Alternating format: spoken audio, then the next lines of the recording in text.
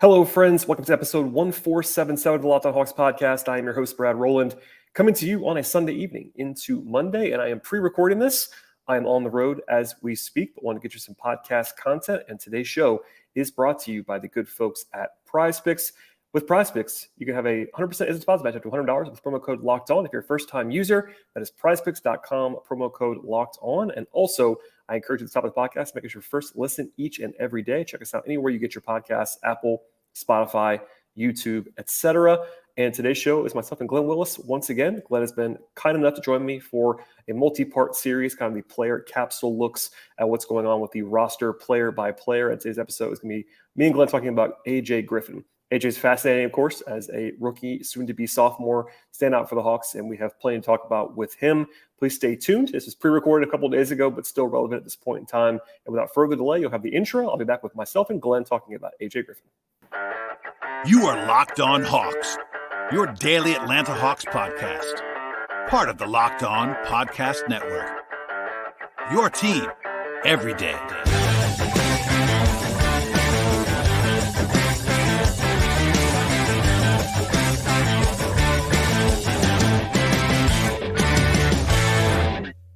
I'm joined again by my friend Glen Willis of ATL and 29. And if you are a keen YouTube observer, you will probably notice that we're wearing the same clothes as we were wearing when we talked about Saddiq Bey, as well as the supporting players on the Hawks roster, i.e. this is the same recording session, and Glen's giving me a ton of time. Glen, welcome back to the podcast.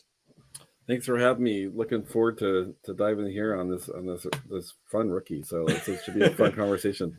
Absolutely. It is AJ Griffin time. We're kind of in no order. I guess we're in some kind of order. I don't even know what it is. It's all arbitrary. But AJ, I will say he played the least of the 10 guys we're going to talk about. But that is something that makes sense because he was a rookie. And I'll just say this at the top of the podcast. I like AJ a lot. I know Glen does as well. I know the Hawks fans love AJ. The biggest thing for me, beyond the way he played, which was pretty encouraging for a rookie, especially a young rookie, a one-and-done guy, he played the whole year at 19 years old. He turns 20 in August. He played in 72 games as a rookie. And I checked it today. He was not even listed on the injury report a single time this year, Glen. And if you're not following prospects or whatever, AJ Griffin was seen as a pretty significant injury risk. And I'm knocking on wood as I say this, I promise you, everybody. But the fact that AJ went from his number one knock, probably, as a draft prospect, and even before that, before he even got to high school, before he even got to college from high school, was his durability. And for him to play as much as he did without incident at the highest level and contribute, and honestly, I'll cop to this, he played a lot more than I thought he was going to play this year. Part of that was Nate McMillan. Part of that was just the fact that he's a 19-year-old rookie who was injured stuff that, you know, we'll talk about the way he played and what he brings to the table, but 1,400 minutes, 72 games, no injuries. Nice start there for AJ Griffin. I mean, just exceeded expectations there, right? I mean, yeah. I remember before Trey's rookie season, I remember saying, like, man, I don't know if they should get him past about 1,400 minutes just because like his body needs that. And he played a million minutes his rookie season and was fine. A lot of minutes. You know, it kind of AJ too. I was like, do they really want to ramp him up before like the middle of December or so? But I mean, and then when you see him on the court, though, it's like, man, that is an NBA. You can't believe he's 19. You know, when you kind of, for a moment, kind of forget all the other kind of aspects of his bio and all that sort of stuff. You just remember, like, he has a legitimate NBA, NBA body. And so, yeah, that availability was absolutely massive. And I didn't know what to expect in that part of what he brings to the team in that sense. So, you know, he'd always had trouble kind of staying on the court at all the other levels, which is exactly what you're kind of pointing at there. But just, I mean, I thought it was like a perfect playing amount for him this year.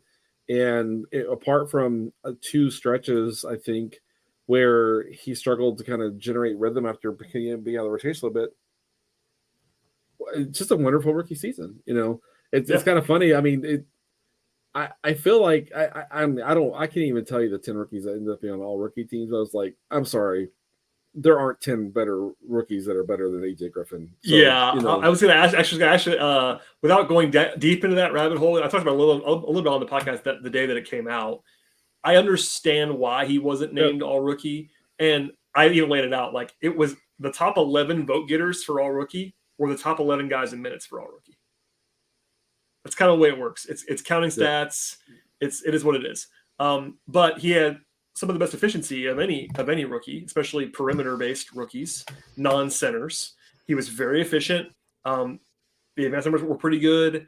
The fact that he was on a real team when he was put into a role, on a relatively small role, but one that he had a little bit of wiggle room with, especially with Nate, it was kind of a joke, but it was also true that like Nate basically told him like, hey, we have to play you, but like shoot when you're open, and that's kind of it, kind of thing. Not that simple, but you know what I mean? Like he was obviously put in a pretty small box. He's 19 years old. There's nothing wrong with that. It's just kind of the way it was happening. I think if you put him on a bad rebuilding team, he would have had more points and assists and things like that. Like it would have been, and he probably makes all rookie. I think if you do a redraft right now, especially if he's healthy, like which he just was, he's definitely a top 10 pick. I mean, I don't want to be crazy. He wouldn't go number 2, but he would be for me solidly in the top 10. He could be top 5. Could be top 5. Very easily. We don't know that yet, but if you're asking me in 2 years from now, and I promise we'll do more about what he did this year, but 2 years from now, if you look up and everyone believes he's a top 5 rookie from that class, top 5 player from that class, that shouldn't surprise anyone. He had that kind of pedigree coming out as a high school prospect. He has that skill set. He was already efficient as a rookie, which again, I cannot describe to you how rare it is to have a 19-year-old wing prospect who's already posted good efficiency. Not incredible, but good efficiency as a rookie in the NBA. That's not a small thing. Yeah. So plus he has the pedigree. I mean, dad's a coach, all that stuff. Like he was ready to play. Yeah, he's got some weaknesses still, so we'll talk about him in a second. But the fact that he was already playable. I mean, I'm the first to say rookies are generally bad because they are. Even the guys who you like are generally not very good. The fact that I was advocating for him to play more, not less, is probably a decent sign. I mean, I think that by the time we got to the playoffs, I know some Hawks fans didn't love that he wasn't playing. I don't know about you. It didn't bother me he wasn't playing, only because they had 9 guys. And you don't. He was 10th of 10, and he's a rookie. It's fine. But anyway, I'm down the rabbit hole. But like the fact that he was in the rotation all year long, with very few exceptions, and the only reason why he didn't play in the playoffs is because they were 100% healthy. Home run. Yep. Yeah, absolutely. And it's funny. I have a couple of things here. One is that what I heard, I would hear on Twitter, and I'm sure you did too, after Hawks lost, like, oh, I should have played AJ. It was like AJ was good, but he wasn't going to change a loss to a win. It wasn't going to be that impact, right? Now, you want to say put more shooting on the floor. They don't have any, okay, I understand the concept of putting more shooting on the floor. Right? We talked about, base value in that sense. The other funny thing is that we do draft profiles at P3 Hoops, and I'm not sure how they're going to get right this year, but I wrote the John Collins profile, and I was like, I like him, but the defense. And I wrote the AJ Griffin profile, the defense. I wrote the Congress profile. I was like, ooh, the defense, Yeah, exactly. And there are, I wrote the Cam Reddish profile. I was like, what an intriguing, guy. But it's like a wild card kind of. I probably need to stop writing these because I undersold Collins. I undersold AJ a little bit. But me, Brad. I just say what I see. Yeah. Right. And man, the defense was rough. One day, maybe when I'm 60, years old, I'll learn to stop letting college coaches trick me into but what else am I supposed to look at? So, but the offense for me, okay, obviously can shoot the ball, not just catch and shoot in one spot. His ability to dribble, relocate, his ability to take a dribble, step in, get back behind the line for a 19-year-old. Amazing, right? But my favorite part of his game, even more than that, is what he does driving the ball. When he has a closeout defender come at him, he steps in. And there's a lot of love about the Andre Hunter's game, but he doesn't step in and put up a 17-footer. He gets as deep with the ball as he can every single time. And with his size and his skill set, that matters so much. The depth he gets after he attacks a closeout defender. I want to say this is the part of his game that to me excites me way more than anything else that he does is the depth he gets attacking the paint when you chase him off the 3-point line. Hunter doesn't do it. You'll beg him to do it. He doesn't do it. And Hunter's a good mid-range shooter. It's not like he's like, but that is a differentiator that AJ has, really driving the ball. The rim, he was 63%, 3 to 10 feet, 57%, 10 to 16 feet, 52%. That's crazy for a 19-year-old rookie. And so he's getting not just depth, but he's measuring the play, he's measuring the defender, he's putting a high quality shot up, he's making those shots. I will tell you right now, like the 3-point shooting, awesome. The dribble relocation, awesome. His ability to move without the ball, awesome. But the thing that will make him very different than all these other young guys who can shoot the ball from the 3-point line is that ability to get depth on his drive after he's been chased off the line. He is phenomenal in that area, and that is going to really, really just make him stand out against other guys who can shoot it. Today's show is brought to you by the award-winning app at PrizePicks. PrizePicks Daily Fantasy made it easy. It's amazing. I know that you will love it as well. It is so easy to use at PrizePicks. They have safe and fast withdrawals as well. And every day during the playoffs, one PrizePicks user will actually have a chance to win $1 million. One entry placed after 8 a.m. Eastern Time will be randomly selected each day. Whoever places that entry will actually be given a 6-pack flex with the following payouts. If you get all 6 correct, it's $1 million. 5 out of 6, $80,000, and 4 out of 6, $60,000, and full details can be found at prizepicks.com/million. You must opt in at that link to be eligible for the $1 million entry. Prizepicks.com/million. Once you opt in, all you have to do is actually go play the game like normal, and you could be the lucky winner.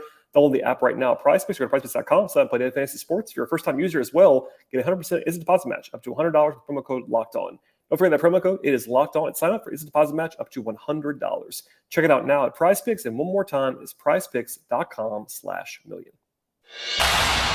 I'm guilty of this too, but I totally agree. Number one, I've seen, especially nationally, and I get it. Like, no one's watching every Hawks game other than us. I get it, but like, it's almost like he's talked about like he's a specialist shooter, and he's not. I mean, he has shooting. His 3-point shooting is very appealing. Don't get me wrong. That was it's an easy translation, but he does have so much more than that in a way that's very impressive. It is a reminder that, again, as a high school prospect, he was once seen as the number one guy in his class. And it wasn't just because of 3-point shooting is what it was. He was a scorer at that level, a full-on complete scorer, not a catch-and-shoot only guy, not a 3-point shooting only guy. And I pulled the number 2. I think it was from cleaning the glass.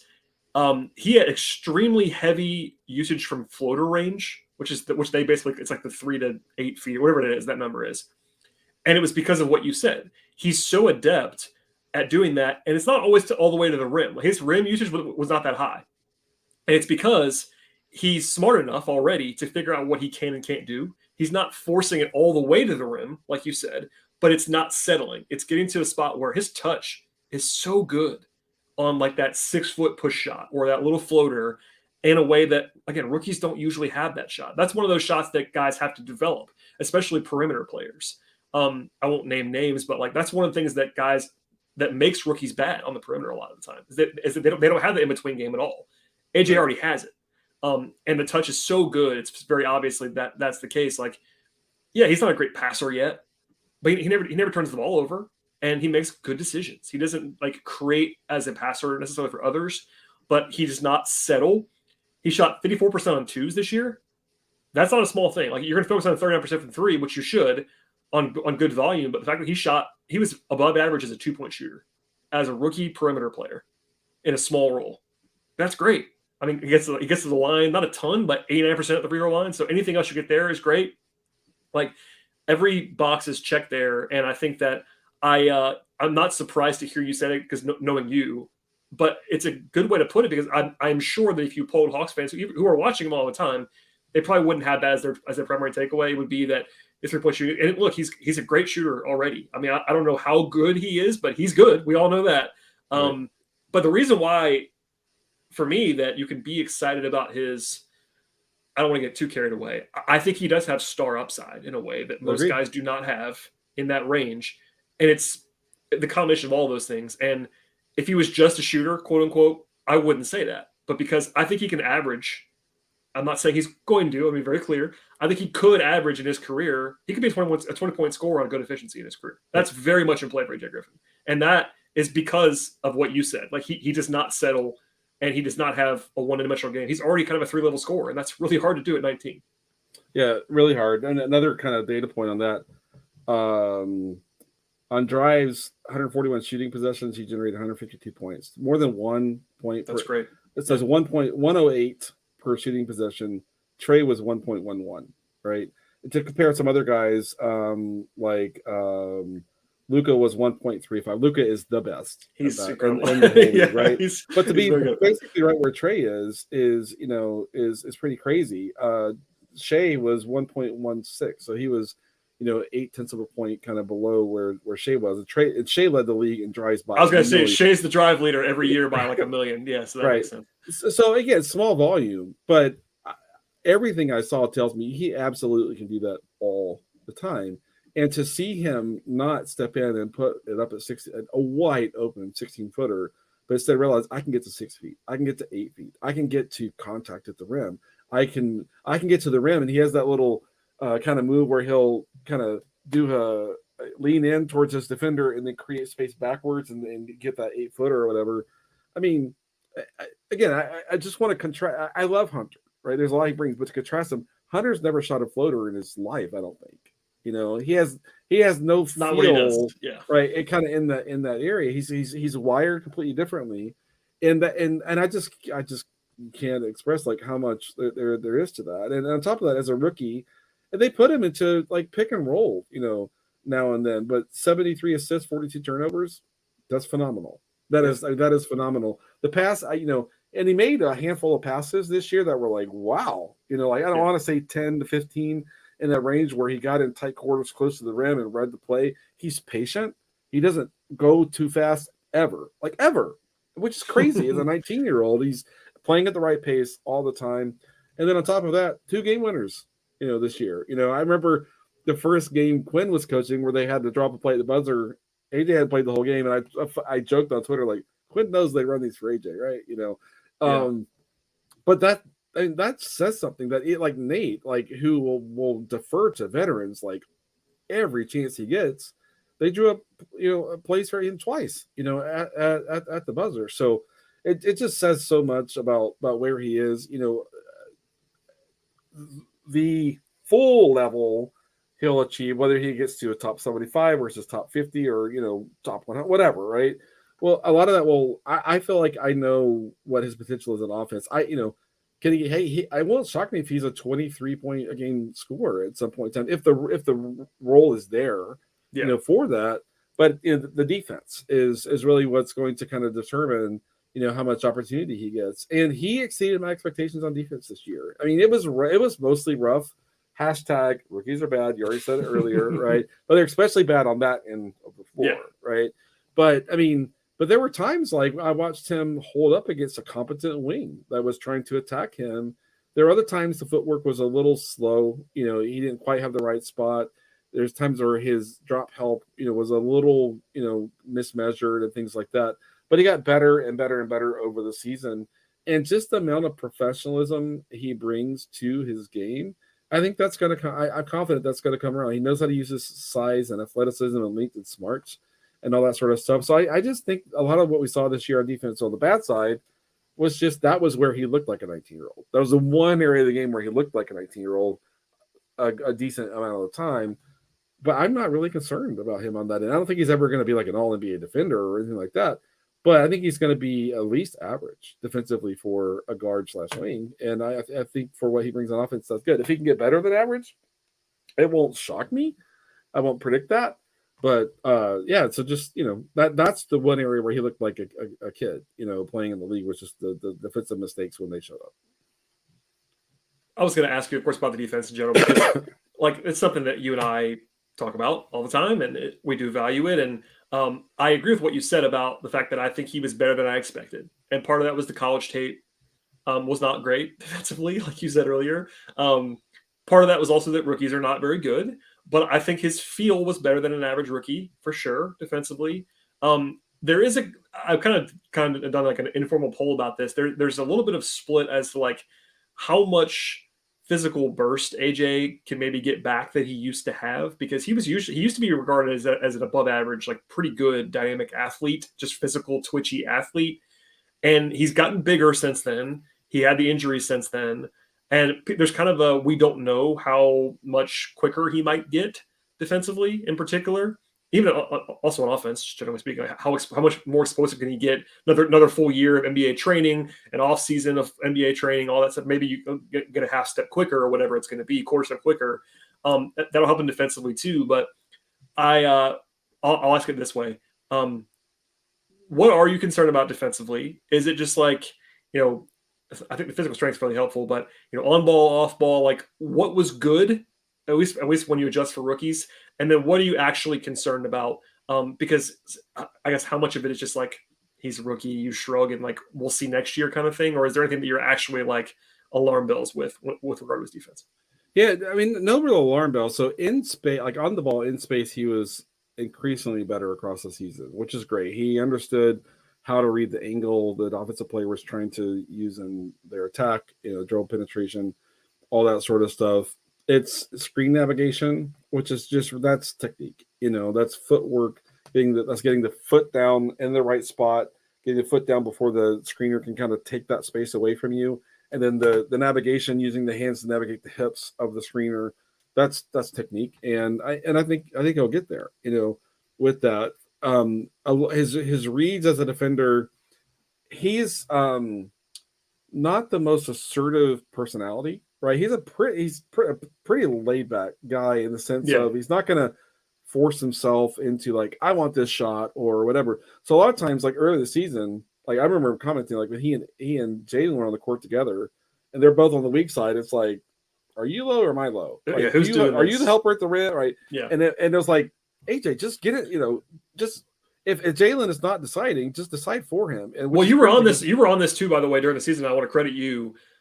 And it's not a negative thing about AJ and Jalen, but I'm reminded of this because like they couldn't play them together, and and not in a bad way long term. We're not saying that, but one of the reasons why it was hard to get them both so many minutes and why they kind of picked one or the other was because they're not the same position, but like they couldn't really play together defensively because of stuff like that. Like there's two young guys. Jalen was almost a rookie too. We'll get into his podcast later on, but like two inexperienced guys who were kind of looking at each other like, what are you supposed to do here? And not executing in the way that they have to execute the NBA. And again, nothing wrong with that. It's very normal for young guys. It's just that was the reality.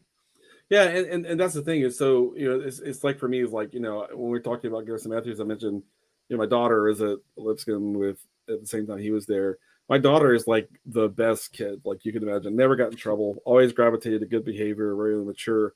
The thing I had to work with her, she just wasn't a very assertive person. She's really easygoing. And as I saw her nearing like her high school age, I was a bit terrified as a father, just kind of going along with whatever, And so I had, that's a little bit of a parallel there that it works for me personally because my own journey as a father. Right. But on defense specifically, I think that's where like they're going to have to work on him being more assertive. It's in that situation where like if he might be playing with a young guy at some point next year, he's smart enough, he's plugged in enough, he's been around the NBA game enough by way of his father to make decisions, communicate decisions. But this past season it was like, oh, Jalen's been here longer than me. So Jalen, what do you want to be low or do you want me to be low? Do you want to help at the rim? Or you want me to help at the rim? And I'll zone up, And so it's just all of that kind of hesitation. And so, I talk all the time, my educational background is in psychology about you can't ask players to be a different human being than they are. DeAndre Hunter is like the perfect example, there. He's just wired the way he is. I'm wired the way I am. I talk a ton. I get excited about, nerdy basketball stuff. I wear my wife out talking to her every single day. I'm never going to not be that, right? But for AJ, I think they're going to have to help him because he is so selfless, right? Because that's just part of his whole personality. On defense, it's going to have to be more aggressive, more competitive, more on the ball, more decisive. Jump in there, make the decision, know your role, know your responsibility on the possession, communicate what you're doing, and go. And to kind of let go of some of that kind of natural personality he has to not be like that. I think that's the thing that's the switch to flip for him to kind of really make it work on defense. I think the technique, he'll put in the work. I have no doubt about that. Screen navigation, all that sort of stuff. It's more of the kind of the mentality side of that aggressive defender. Getting him there is I think the work that needs to be done there. That makes sense. And I think also not to say this too many times, but he has always been the guy. I mean, even more than, most guys in the NBA have been this. So it's not anything new, but he's really always been the guy. Like, he was always like the number one guy in the class.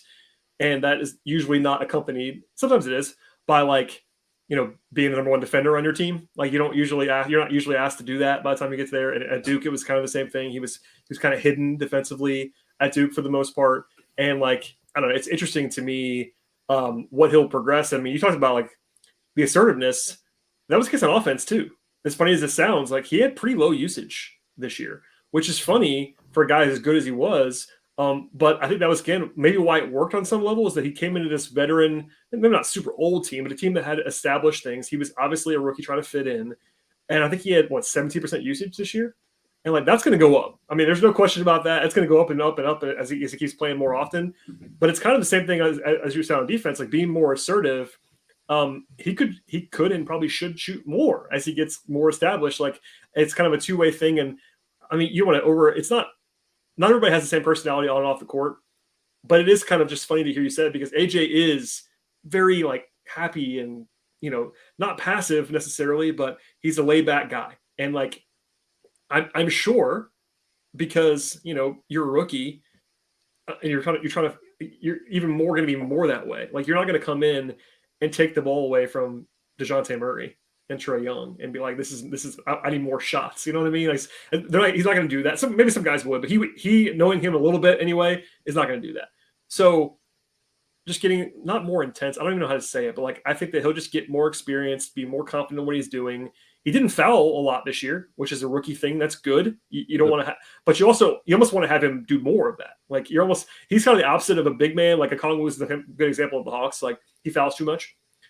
With AJ, you almost want to be more aggressive. Like, because he's physically, he's not the most explosive guy in the world, but he is strong. I mean, for a 19-year-old, he's got huge shoulders, and he's a big, fit guy, and that really helps him, I think, long term, especially if he's playing. Like, there was a thought, I don't know about if you thought about this. I think he might be playing a forward defensively at times in the future. Yep. Not now, but I mean, He's that physically strong kind of guy where, like, we talked about this with Saddiq Bey in our show that already ran, but he and Saddiq Bey are not very different in size. As funny as that sounds, like, AJ's been mostly a pure 2 almost at the NBA level so far. He and Saddiq are kind of the same size. Like, it's kind of crazy, but they're not much different. So if you're thinking about Saddiq Bey as like almost a primary 4, AJ is not much off of that. I mean, he might be an inch or 2 shorter, but they're similar weight, and like, he's a big, stocky guy. Yeah, he is. He'll have that versatility, and I love that next to Jalen. Even though we talked about the fact that the first third of this past season was like, oh no, can't get those guys on together. But that the versatility that comes with there, you can play Jalen and AJ at the 2 and the 3, 3 and the 4, 2 and the 4. Whatever kind of mix and match, that flexibility just adds a ton. There. And so that's phenomenal. I just looked it up. He ran 50 pick and rolls, and he graded in the 68th percentile. I was going to ask you this, actually. That reminds me of something. So not to cut you off, but I'm not trying to trade DeJounte. I promise I'm not. Yeah. Is there a world in your brain 2-3 years from now where AJ is like the second creator on the Hawks roster? Not he'll be the primary guy, but like, is that a role that you think he could take on, running more stuff on the ball? Because, small role this year, he did a little bit of that, like you just said, but for the most part, he was a supporting piece, catch and drive, but not like, we're going to give AJ the ball and clear out and run a pick and roll with him. Yep. They weren't really doing that. Can he do more of that in the future, you think? Can he be more of an on-ball 25% usage guy? Is that in his bag, you think, long-term, maybe? Absolutely. I think it is. And for me, and not that I don't love comps anyway, but yeah, if you recall the path that, CJ McCollum took to where he is, right?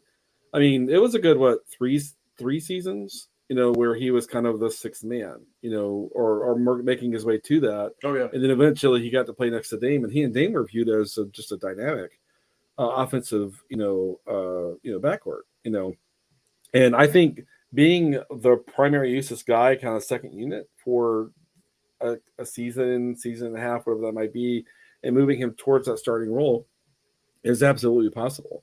And I think the fact you can play him at the 2, with the right defensive lineup, and play him at the 3, opens up just a lot of optionality there around things that you can make work. But no, I mean, it just even with those 50 pick and rolls, it's like it wasn't like his execution was always great. Like he doesn't really know how to kind of snake the pick and roll yet. You kind of die. I don't want to like go down the whole rabbit hole around things he can't do. Sure. But like I said a few minutes ago, his pace was perfect. He never attacked too quickly. He never got freaked out by the big getting all the way to the level of the screen or blitzing or whatever. I mean, everything was just he read it, he measured it, and he kind of attacked it, you know, and that says a lot. So I think he can be you know, a pretty high usage. You know, I don't think he's ever going to be the guy on a good team, you know, but I think the CJ model kind of works for me. I mean, CJ was not just a guy shooting the ball, but could, you know, get into the mid range, get depth on his drives as well. AJ's a better athlete than CJ. CJ has a ton of crafts. CJ was a little older when he came to the league as well, you know, right. And stuff. So, but that's that path and those steps to that point. Like if he took kind of a pretty similar year-over-year path to where CJ got to, would not surprise me at all.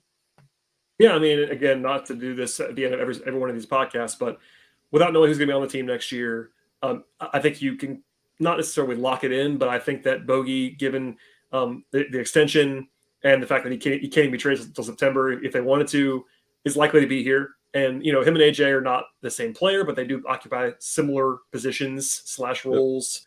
Yep. That'll be interesting to navigate because you do want to play AJ more and you do want to lean into that. But Bogey is still a really good, valuable player. You still have other guys on the roster. I'll be interested to see how they handle that because, you know, you have Quinn for his first full season. But, you know, if nothing else, I think everyone's going to expect, and I would encourage people not to freak out if AJ's not playing 30 minutes a night from moment one next year. It's very growth is not linear. It's not always going to be that way. But I do think he'll play more and he'll have higher usage and they'll play through him more. And I don't know if he's going to be like leading the second unit necessarily, but I think that he'll be more involved in everything. I don't think he's going to start next year. I'm sure that there's some fans who want to see AJ start day one next year. He's not ready for that just yet, I don't think, on a good team. But, you know, maybe I'm happy to be wrong about that. And it wouldn't shock me if he's suddenly really good. I mean, he was already good this year, as we talked about a lot. We praised him a lot. Him taking a big leap. And again, I don't want to say it too many times, but him being healthy, similarly to Bogey, him being healthy as the offseason arrives is big because that means you can have a full offseason and you go from year one to year two. Guys will always say how big that summer is because now you've been a pro for a year and you know what it takes. And he probably knew more than most did already because his dad's in the league, but that's still a huge summer. And if he comes back and he's just a different / better player, like no one's going to be surprised by that, I think, at all. Yeah, I know. Yeah, what I'm looking for, and I'm sorry for the distractions. You're fine. I have my niece is here. My 6-year-old niece has no problem being assertive. Like she doesn't have that AJ. Not saying as her daughter. Yeah, exactly. The complete opposite and stuff. But she's a lot of fun. But so for me, like AJ at Summer League, I think he's going to run the offense. You know, I think honestly, if he even goes, I mean, we're recording this now. Like he might even go. I think he will too.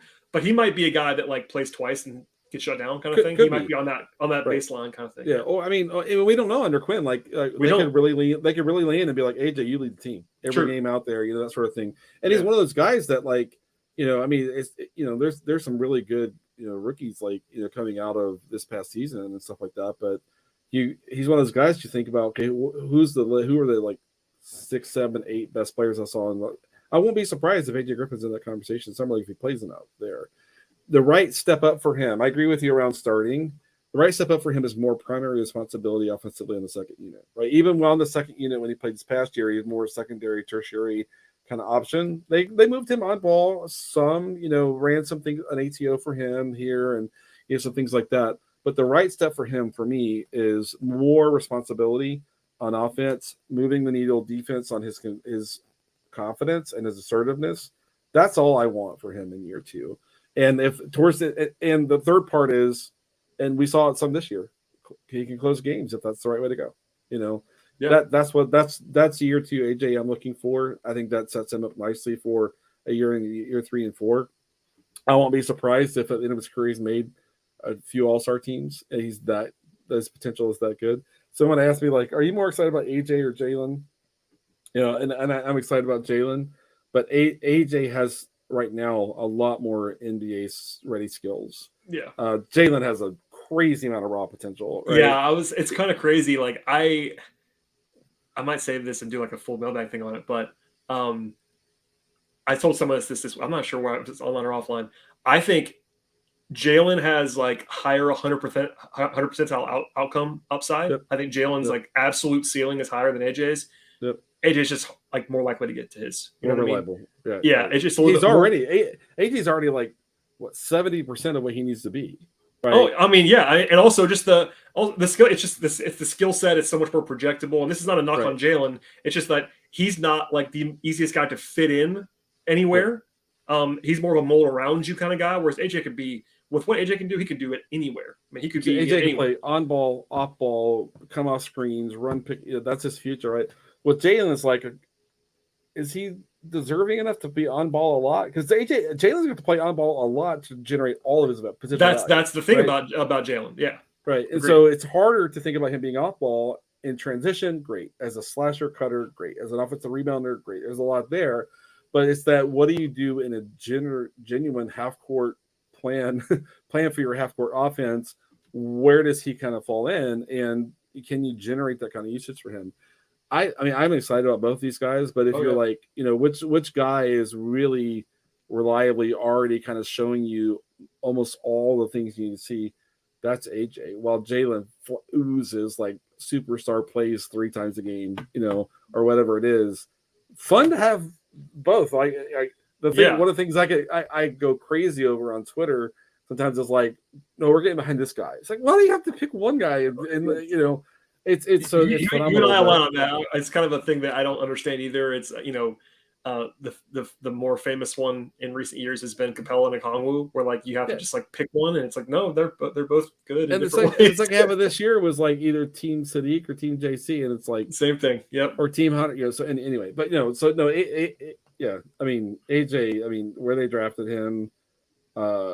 Please don't go read my draft profile of him because it didn't do him justice. I mean, I talked a lot about his shooting and all that sort of stuff, but I was questioning his defense, and he already outplayed what I wrote from my evaluation standpoint on defense. I blame college coaches for when I'm wrong. I blame. I'm about to say you blame Coach K by name, I think is what you said. No, the Duke pipeline is in full swing. Not only AJ and Jalen, who both went to Duke, but also they just hired Antonio Lang. Quinn's got the Duke connection. Mike Brady got the Duke connection. It's Duke West over here in Atlanta compared to where things are going. But no, it's really exciting. It's really easy to be excited about AJ Griffin. Did you mention Grant Hill? I don't know. I mean, I guess Grant. I can't remember Grant's title. Grant's like Grand something. I don't know. He matters. He matters, right? General manager adjacent. I don't know. Whatever he is, he's a interesting, famous person. But yeah, AJ is a really exciting player. I hope we did him justice on this episode. Without going too crazy, but I'll just say this: for Glenn and I to be as effusive as we have been on this podcast, probably tells you something about AJ Griffin. I think he's going to be pretty good. He's a pretty good basketball player in a lot of ways. So, Glenn, thank you again for the time you're giving me on this series of podcasts. Where can folks find you and your fantastic work? Just for a look behind the scenes, this is going to be the last one we do in this one setting. So next time you see Glenn, we'll be different clothes on YouTube, I would imagine. Maybe not. Maybe I'm in the middle of a move, so I may not change for 5 days. I don't. There you know. go. Yeah, but anyway, don't hold that against me if that's how it works out. But ATL 29 podcast with your good friend of me over there, Kevin Chenard. We have a lot of fun over there at Twitter at Willis_Glenn. I love conversations, even with people who have completely opposite views than me. I try to turn it into a fun conversation there, and behind the scenes still kind of supporting a lot of the work over at Peachtree Hoops. The player season reviews are coming out now, and eventually we'll get into the draft class, and I'm hoping to write a handful of draft profiles. We'll see if my day job right now I have no shot, but I'm hoping a month from now I'll have a little bit more kind of space for some stuff like that. But yeah, that's where to find me. And and as I've been saying, the next week or whatever, this is a great spot to find me too. Thank you, sir, for doing this. As for everybody else, please subscribe to the podcast. Check out Glenn's work and even Kevin Chenard's work. Yes, Kevin Chenard's work on this podcast. ATL 29, a great place to find other audio in addition to this one. But yes, please subscribe to the show. We'll see you all next time.